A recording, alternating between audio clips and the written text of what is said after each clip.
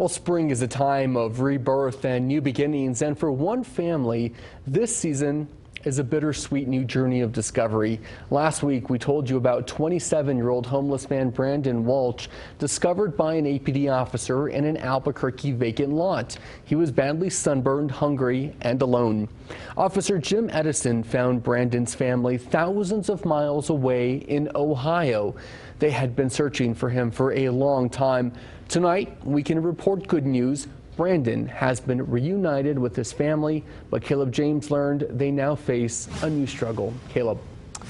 And Chris, tonight the Walsh family wants New Mexicans to know how difficult it can be to understand what it looks like to have a family member struggling with possible mental illness.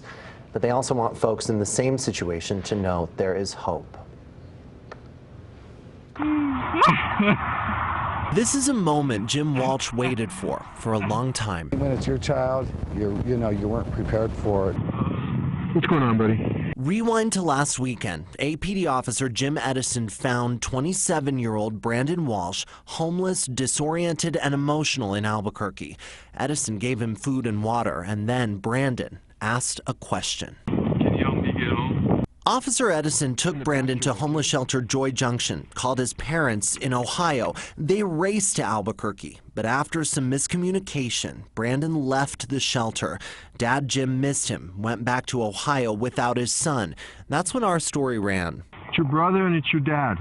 And after our story, the Bernalillo County Sheriff's Office found Brandon. He was camping in the Bosque. Dad Jim raced back to Albuquerque again, and deputies took him to his son. Officer Edison came too, capturing that emotional reunion on his lapel cam.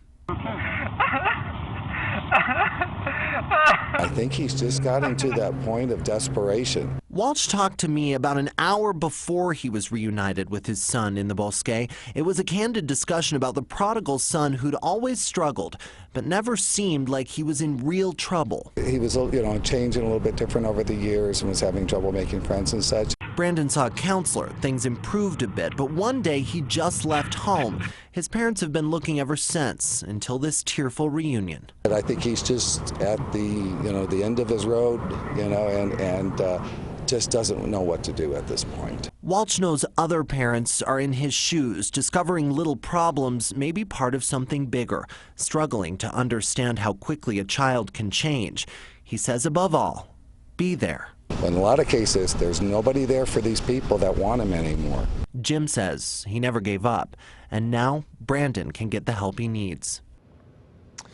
And Jim Walsh tells us Brandon will now live at home in Ohio and see a counselor to figure out what's really going on.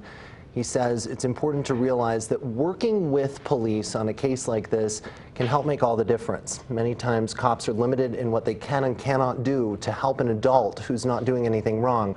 But with parental involvement, it sometimes becomes easier. Chris? What an incredible